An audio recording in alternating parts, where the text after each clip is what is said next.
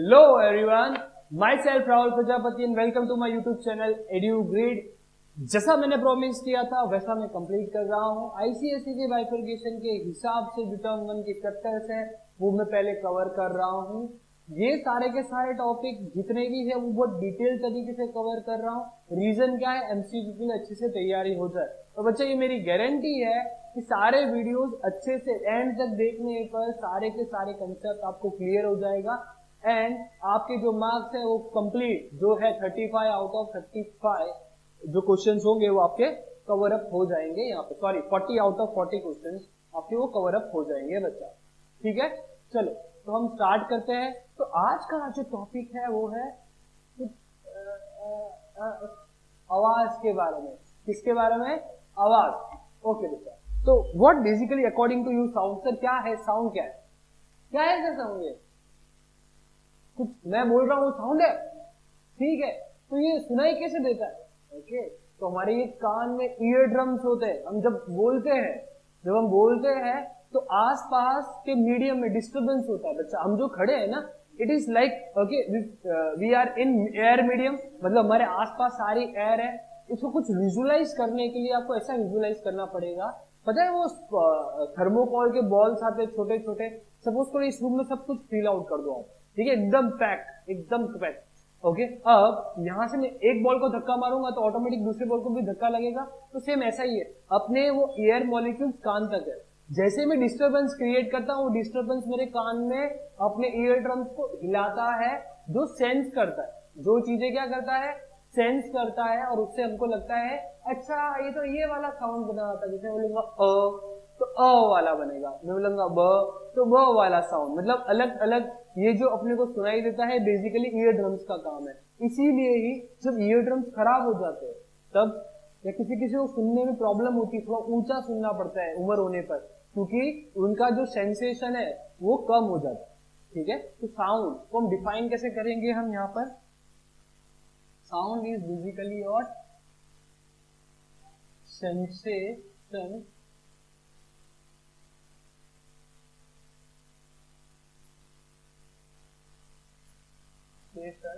Of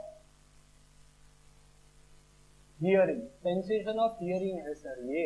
okay, दूसरी चीज ये जो है ये है मैकेनिकल वेव।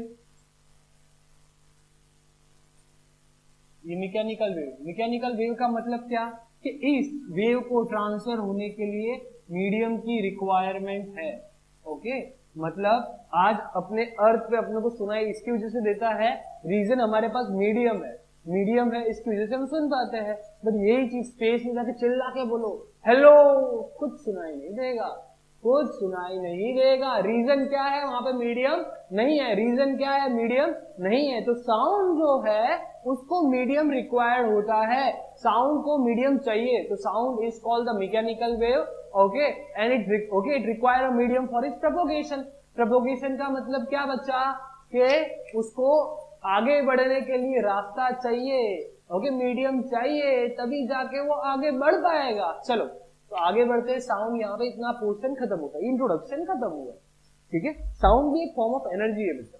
ओके, बेसिकली हम बोलते हैं मतलब हम एनर्जी कंज्यूम करते हैं, क्योंकि हमको बहुत सारा बोलने के लिए ताकत चाहिए ना। सर बोलते इतना मत बोल, एनर्जी चली जाएगी, थकता नहीं है। तो मतलब रीजन क्या है यहाँ पर कि आपकी एनर्जी कंटिन्यूस यूटिलाइज होती है। और आपको पता है कि आप जब भी एनर्जी कन्वर्ट करते हो तो वो एक फॉर्म से वो दूसरे फॉर्म में कन्वर्ट होती है। तो मतलब क्या हुआ कि आप जो बोलते हो वो कन्वर्ट होती है साउंड एनर्जी में। तो साउंड एनर्जी भी एक फॉर्म ऑफ एनर्जी है। तो it is also a form of energy, वो भी एनर्जी का एक फॉर्म है। चलो ठीक है, अब हम थोड़ा साउंड को रिफ्लेक्शन के बारे में समझते हैं। ठीक है, साउंड का रिफ्लेक्शन कैसे होता होगा? जैसे मैं यहाँ पे बोल रहा हूँ तो यहाँ पे डिस्टरबेंस जाता होगा, दीवार के टकरा के वापस भी आता होगा, ऐसा भी होता होगा। तो वो भी देखते हैं, तो कैसा था वो रिफ्लेक्शन वाला पार्ट, तो उसका वो देखते हैं। तो रिफ्लेक्शन ऑफ साउंड हम देखेंगे सबसे पहले एग्जाम्पल के साथ। तो यहाँ पे एक एग्जाम्पल लिया है मैंने, एक यहाँ पे एक सरफेस ले लिया, रिफ्लेक्टिंग सरफेस, जिससे मेरा साउंड जो होगा वो रिफ्लेक्ट करेगा। ठीक है, और यहाँ पे मैंने ले लिया एक अलार्म क्लॉक जो अभी बज गया है। ठीक है, और मैंने बीच में रखा थी वुडन सरफेस, क्योंकि पार्टीशन सेपरेट किया है जिससे मुझे आइडिया है। और यहां पे मैं लगा देता हूं ट्यूब, और यहां पे भी मैं लगा देता हूं ट्यूब।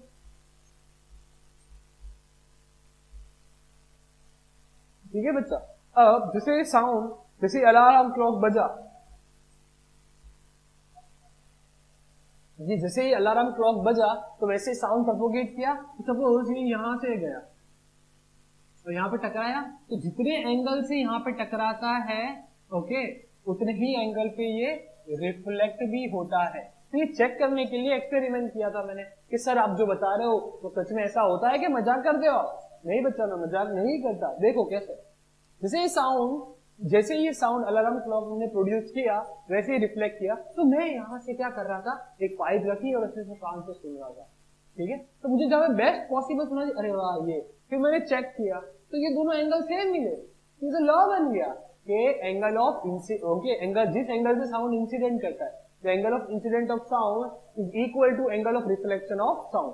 तो पहला चीज हमने ये देखा ओके। और दूसरी चीज हमने ये देखी, मैंने भी यहाँ पे जो नॉर्मल रिफ्लेक्शन ऑफ लाइट में स्टडी करते हैं वैसे यहाँ पे भी स्टडी की कि that incident ray, refracted ray, normal all lie on the same plane. सारा का सारा देखो एक ही बोर्ड पे मैंने दिखा दिया ना बच्चा, एक ही बोर्ड पे दिखा दिया मैंने, मतलब क्या हुआ, ये पूरा का पूरा पार्ट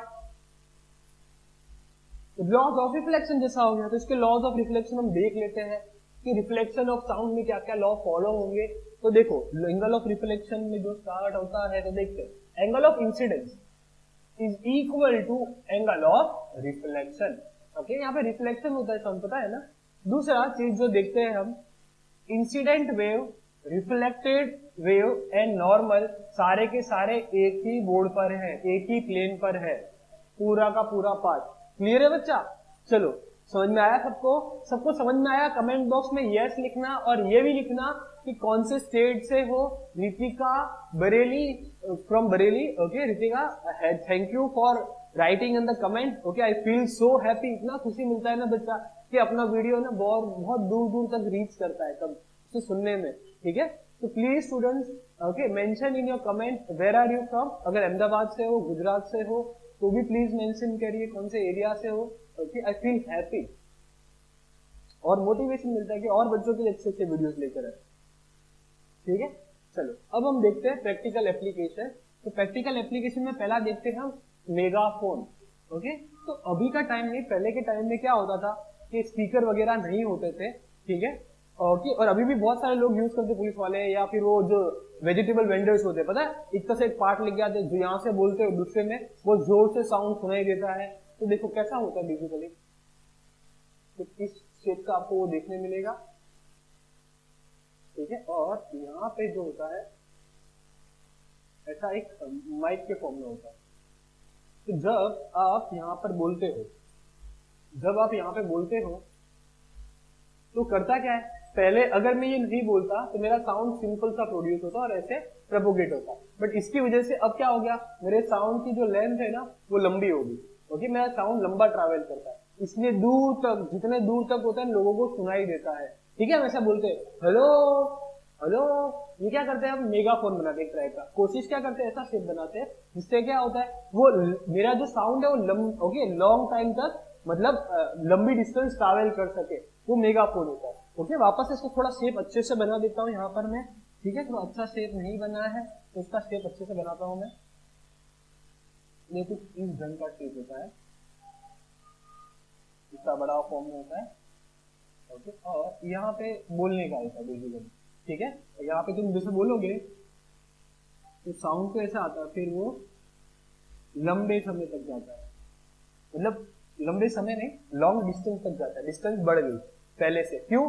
पहले इनिशियली जब ये नहीं था तो हम जब साउंड बोलते तो इनिशियल स्प्रेडिंग हो जाता है, मतलब स्टार्टिंग में स्प्रेड हो जाता है, तो इतना लंबी वो दूरी तय नहीं कर पाता है। बट आप मेगाफोन का यूज करते हो तो उससे होता क्या है, वो डिस्टेंस मेरे साउंड की बढ़ा देता है, जितना बड़ा घुंगड़ा होगा उतना बड़ा साउंड प्रोड्यूस होगा।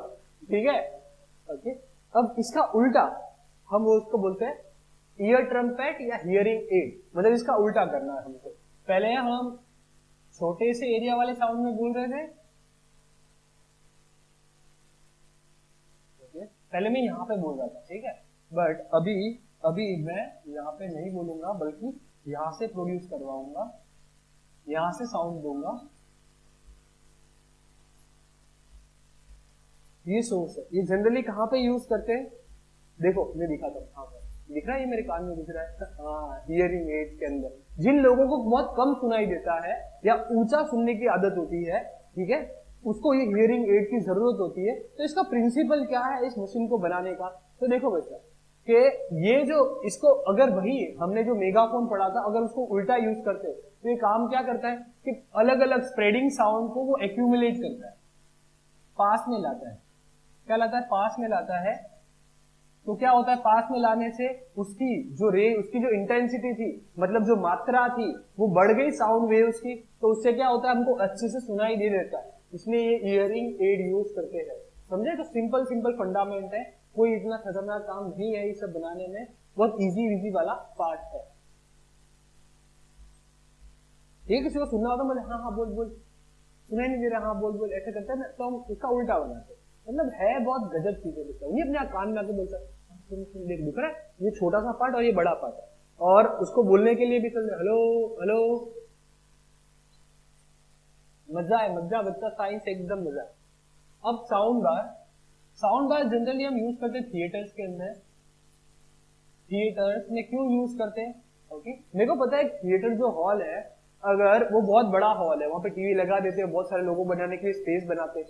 अब अगर उस हॉल के अंदर क्या होगा, अगर वो साउंड प्रोड्यूस करेंगे तो साउंड रिफ्लेक्ट बहुत ज्यादा होगा, रिफ्लेक्ट होगा तो सुना समझ में नहीं आएगा, सब वाइब्रेशन होने लगेंगे, साउंड मिक्सिंग होगा, कंफ्यूजिंग क्रिएट होगा।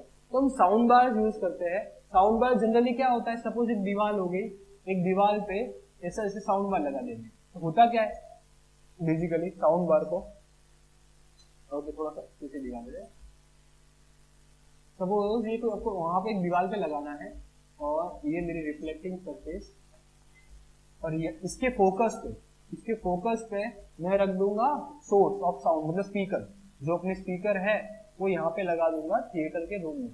तो होता क्या है कि ये साउंड प्रोड्यूस करता है ये स्पीकर, और वी नो दैट अ रे ट्रैवल फ्रॉम फोकस,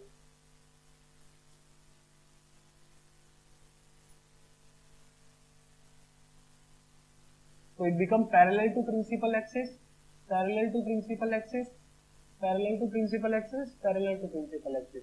इसको बोलते हैं साउंड बार्स। तो ये काम क्या आया बच्चा, देखो क्या कर रहा है, पहले अनइवन डिस्ट्रीब्यूशन था, अब क्या हो गया, एकदम इवन डिस्ट्रीब्यूशन हो गया, ओके, साउंड वेव्स का एकदम इवन डिस्ट्रीब्यूट हुआ। अब साउंड वेव एकदम इवन डिस्ट्रीब्यूट हुआ, मतलब मैं पूरे जो रूम है, पूरे जो थिएटर हॉल है या ऑडिटोरियम है, सिनेमा हॉल्स है, वहां पर मैं यूनिफॉर्मली साउंड डिस्ट्रीब्यूट कर सकता हूँ। अब इसकी जरूरत नहीं पड़ती है, ठीक है, पहले यूज करते थे लोग, अब नहीं करते इतना। दूसरा, हम है ना पूरे के पूरे थिएटर, ये एक्स्ट्रा पार्ट में सिखा रहा हूँ, एक्स्ट्रा पार्ट में हम है ना थिएटर्स के अंदर सारे के सारे जो वॉल होते हैं, सीढ़ी होती है, ग्राउंड होता है, उसको कवर हम कारपेट से करके रखते हैं। उसका रीजन क्या होता है कि हम चाहते हैं कि साउंड रिफ्लेक्ट ना हो, क्योंकि रिफ्लेक्ट होगा तो दिक्कत देगा हमको, ठीक है, डबल डबल साउंड सुनाई दे सकते हैं, वो आगे हम पढ़ेंगे एको के अंदर। तो ऐसा ना हो, क्योंकि हमको पता है कि हम बंद कमरे में सिर्फ चिल्लाते भी है तो मेरा साउंड क्या होता है, रिपीट होने लगता है। तो ये बहुत दिक्कत वाला काम है। अगर थिएटर में ऐसा होगा तो बेचारे का थिएटर का बिजनेस ही नहीं चलेगा थिएटर का बिजनेस ना चले, ऐसा काम नहीं करना है। तो उनके लिए बेसिकली क्या करते हैं, वो एकॉस्टिक इंजीनियर्स को बुलाते हैं। एकॉस्टिक इंजीनियर्स वो होते हैं, उन लोगों को अच्छे से पता होता है कि कैसे उस रूम को डिजाइन करना है जिससे साउंड इक्वली बटे और एको ना हो, ठीक है। तो वो क्या करते हैं, सारी की सारी सरफेस और वॉल्स को है ना पूरे के पूरे कारपेट से ढक देते हैं। कारपेट से ढकने से होता क्या है कि साउंड एब्जॉर्ब हो जाता है, रिफ्लेक्ट नहीं होता। सॉफ्ट मटेरियल जितने भी होते हैं वो साउंड एब्जॉर्बिंग मटेरियल्स होते हैं। इसलिए कभी तुम थिएटर में जाओगे या फिर कभी सिनेमा हॉल में जाओगे, तुमको पूरा का पूरा है ना एकदम कारपेट एरिया से ढका हुआ दिखेगा, सब कुछ, सीट हो गई, वॉल्स हो गई, ग्राउंड हो गया, सब कुछ आपको उससे देखने मिलेगा। रीजन क्या है कि साउंड को एब्जॉर्ब करने का मटेरियल लगाया जाता है। क्लियर है बच्चा सभी को अच्छे से? तो आगे बढ़ते, अब जो परेशानी आ रही थी थिएटर्स वालों को वो हम सुधारेंगे, वो सुधारते हैं, ठीक है। तो एको की बात करते हैं। तो हम सर घूमने चले गए, मस्त बड़ी बड़ी वादियों के अंदर घूमे गए, वहां पे बोला राहुल, तो सुना देता है थोड़ी देर बाद, राहुल थोड़ी देर और बाद राहुल। तो ये क्या होता है, साउंड रिपीट होता है जिसको तुम क्लियरली डिफाइन कर पाते हो कि एक साउंड के बाद वो दूसरा साउंड आता है, तो उसको बोलते हैं हम एको। ध्यान से देखना, इस साउंड को हम क्लियरली डिफरेंशिएट कर पाते हैं। तो रूम में जो बोलते हो, चिल्लाते हो, उसमें कैसा होता है, तुम बोलते राहुल तो हुल हुल हुल हुल ऐसे सुनाई देता है। मतलब वहां पे आप पूरे शब्दों को अच्छे से डिफरेंशिएट नहीं कर पाते हो, शब्दों को अच्छे से डिफरेंशिएट नहीं कर पाते हो बच्चा। तो वो अलग प्रोसेस है और ये अलग प्रोसेस है, तो मिक्स ना करना। तो एको कहां पर है, अब जब एक हाइटेड मतलब हाइट जगह पे चले गए और चिल्लाते हो तो साउंड क्या होता है, बहुत डिस्टेंट ऑब्जेक्ट से टकराने के बाद वो रिपीट होता है, तब हमको सुनाई देता है एक क्लियरली डिफरेंशिएट साउंड। तो इसका डेफिनेशन क्या होगा इको का, तो वो भी देखते हैं। The phenomena due to which the repetition of sound is heard. का रिफ्लेक्शन होने के बाद कहां से रिफ्लेक्ट होता है, डिस्टेंट ऑब्जेक्ट से, after the original sound dies off, after the original sound dies off. Okay, जब आपका ओरिजिनल साउंड मिट जाता है। कैसा ओरिजिनल साउंड मिट जाता है मैं आपको बताता हूं। ओके, क्यों नॉर्मल जगह पे अपने को इको नहीं देखने मिलता है और हाइटेड डिस्टेंस ऑब्जेक्ट जब रिफ्लेक्ट करता है तब अपने को इको देखने मिलता है। तो बच्चा उसका रीजन समझो कि हम मैं कुछ भी बोलता हूं तो वो मुझे भी तो सुनाई देता है यहाँ पर। और एक ह्यूमन की टेंडेंसी है कि कोई भी साउंड को, सपोज ये ओरिजिनल साउंड है जो मैं बोल रहा हूं, ये ओरिजिनल साउंड मेरे कान के अंदर 0.1 सेकेंड तक रहता है, 0.1 सेकेंड तक रहता है। 0.1 सेकेंड के बाद वो साउंड खत्म हो जाता है। अब होता क्या है कि अगर मैंने जो बोला वो साउंड, सामने दीवार है सपोज, और इस साउंड मैंने जो बोला उस साउंड, वो वेव जा रही है और यहाँ पे हो गया। अब वो जो वेव थी जो गई थी तो रिफ्लेक्ट होके वापस मेरे कान में आती है, बट 0.1 सेकेंड के बाद, 0.1 सेकेंड के बाद तो क्या हुआ, मेरा ओरिजिनल वाला साउंड था वो तो मर गया। अब वो वापस जो रिफ्लेक्ट होके आई तो मुझे वापस समझ, अरे वाह दूसरी बार सुनाई दिया मेरे को। मतलब क्या होता है, अगर कोई भी साउंड 0.1 सेकेंड के अंदर आ जाए वापस से, और कोई भी साउंड रिफ्लेक्ट होने के बाद 0.1 सेकेंड के अंदर आ जाए और मेरे कान में आ जाए तो मुझे इको नहीं देखने मिलेगा। बट वही साउंड 0.1 सेकेंड के बाद में आता है तो एको देखने मिलता है। बाप रे सर, ये तो मजा आ गया। क्यों मजा आया बच्चा, क्योंकि अभी तक हमको ऐसा कुछ पता ही नहीं था सर, अभी तो हमको पता चल गया। तो चलो स्टार्ट करते हैं।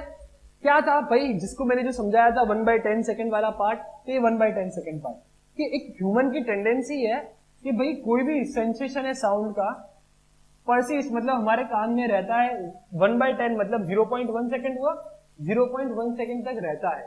इस 0.1 सेकेंड के बाद होता क्या है, ये साउंड डाई मर जाता है, ठीक है। और इसी को बोलते हैं परसिस्टेंस ऑफ हियरिंग। तो तुमको कभी एमसीक्यू पूछे what is the persistence of hearing of a human, तो answer what is the time of persistence of hearing of a human, that is 0.1 second.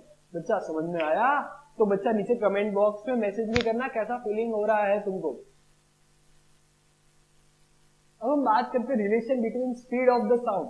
Sir हमने ये तो देख लिया, ये फिनोमिना आपने बता दिया, हमने समझ भी लिया, हमको मजा भी आ गया। बट एक चीज है सर कि अब हमको है ना इसको मेजर करना भी तो सिखाओ। इसको मेजर कैसे करेंगे हम, तो वो भी सिखाते हैं हम बच्चा। ठीक है, तो तुमको हम यहाँ खड़ा कर देते हैं और ये दीवार ले लेते हैं,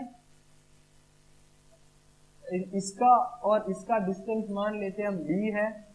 तुम अपने भाई साउंड क्रिएट करते हो, ये साउंड गया रिफ्लेक्ट होके ये वापस आया। ओके, तो बेसिकली ये हो गया वेलोसिटी मतलब स्पीड। वेलोसिटी किसकी हो गया, वेलोसिटी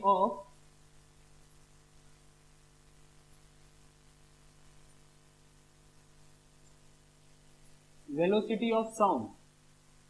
कोई भी वेलोसिटी का फॉर्मूला क्या होता है, स्पीड का फॉर्मूला क्या होता है, वेलोसिटी बोलो या स्पीड बोलो। ओके, तो क्या होता है डिस्टेंस अपॉन टाइम या फिर डिस्प्लेसमेंट अपॉन टाइम। स्पीड की बात करता हूं, चलो स्पीड ऑफ साउंड क्या होगा, डिस्टेंस अपॉन टाइम होगा बच्चा। ओके, यहाँ पे डिस्टेंस कितनी कवर कर रहा है, पहले गया तब d कवर की, आया तब d कवर की, टोटल डिस्टेंस कितनी कवर हुई, 2d कवर हुई। तो स्पीड डिस्टेंस हो गया 2d बाय t। तो याद रखना ये फिनोमिना। ओके, तो कोई भी साउंड वापस रिपीट होता है तो ये वाला कंडीशन होता है। तो सर हम एको बना के देखते हैं, हमको पता है एको बनाना है। चलो, तो मैं तुमको इसके लिए जो नोट है वो करवा देता हूं पहले।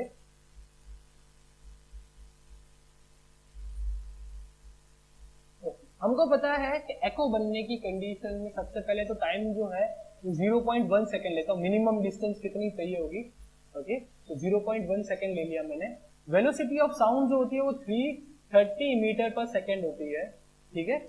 और मुझे डिस्टेंस फाइंड करना है कि सर कितने डिस्टेंस, मतलब कितना दूर ऑब्जेक्ट खड़ा होगा तो एको बन जाएगा, ठीक है। तो मैं जानता हूं कि स्पीड का फॉर्मूला क्या है, 2d बाय टी। मुझे ढूंढना क्या है, d। तो d क्या हो जाएगा, ये t ऊपर, तो v into T divided by 2। तो इसको सॉल्व करोगे तो 330 इंटू टाइम मेरा क्या था 0.1 डिवाइडेड बाय 2। इसको सॉल्व करोगे तो 16 पॉइंट समथिंग आएगा, जिसको मैं अप्रोक्सीमेटली 17 मीटर ले लेता हूं। अगर कोई भी ऑब्जेक्ट 17 मीटर से ज्यादा है तो क्या होगा, वहां पे एको क्रिएट हो जाएगा। बट 17 मीटर के अंदर है, मतलब 16 के अंदर है, तो एको क्रिएट नहीं होगा। मजा आया कि नहीं आया बच्चा? ठीक है, तो ये सीख लिए। तो एक और चीज भी सिखा देता हूं साथ साथ में, कंडीशन। सर कंडीशन क्या होगी, कंडीशन क्या होगी ये साउंड बनाने की? तो कंडीशन देखते हैं बच्चा। कंडीशन साउंड में इको बनने की, तो सबसे पहले कंडीशन तो हमने देख ली कि आपका जो साउंड है उसका जो टाइम होना चाहिए वो 0.1 सेकेंड से ज्यादा होना चाहिए। ये टाइम का हो गया। दूसरी चीज, जो ऑब्जेक्ट है, रिफ्लेक्टिंग बॉडी है, वो 17 मीटर या 17 मीटर से ज्यादा होना चाहिए, 17 मीटर से ज्यादा होना चाहिए, तब भी एको बनेगा। क्लियर है बच्चा? तब भी आप एको बना सकते हो। क्लियर है यहां तक? तीसरी कंडीशन बात करते हैं कि आपकी जो वेवलेंथ हो, साउंड की जो वेवलेंथ हो, मतलब आप जो वेव बना रहे हो, ठीक है, वो वेवलेंथ ऑब्जेक्ट की हाइट से बड़ी होनी चाहिए। मतलब हाइट, ओके, जो वेवलेंथ है वो हाइट से छोटी होनी चाहिए। जो आपकी जो बनाओगे साउंड, उसकी जो वेवलेंथ होती है वो वेवलेंथ हाइट ऑफ ऑब्जेक्ट से छोटी होनी चाहिए। क्यों?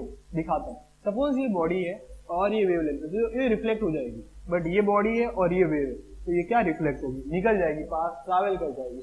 तो वेवलेंथ आपकी छोटी होनी चाहिए हाइट से।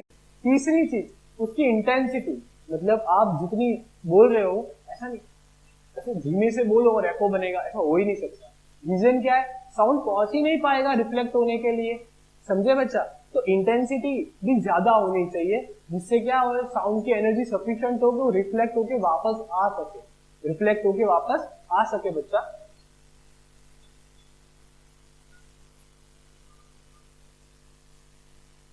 ओके, अब रिवर्बरेशन की बात करते हैं। लास्ट टॉपिक आज का रिवर्बरेशन। ज्यादा पढ़ाऊंगा नहीं बच्चा, चिंता नहीं करो, पता है थक जाओगे, बट थकोगे नहीं जब तक मैं बैठा हूं। चलो, तो रिवर्बरेशन क्या होता है? अब ये प्रोसेस वो है जब आप क्लोज रूम में जाते हो और कंटिन्यूस साउंड प्रोड्यूस हो जाता है। खाली रूम होता है, जाके तुम चिल्लाते हो, तो चिल्लाते हो, सपोज मैं बोला हर्ष, तो हर्ष